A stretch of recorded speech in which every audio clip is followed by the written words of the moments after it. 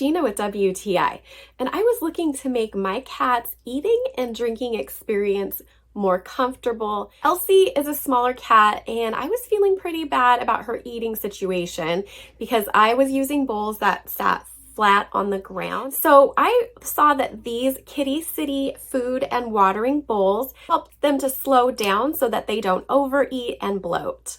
The water and the food bowls hold about 6.5 ounces, and I like that especially for the water because that means you have to refresh it frequently for your pet, so that way they're getting fresh water all the time. I like the design a lot because they took into account your kitty cat's whiskers, and the oval design helps them to not be squished while they're eating. And there's a sloped front, so it's easier for them to get to the food and they just feel more comfortable eating from it. I think these are great little bowls for your special fur baby.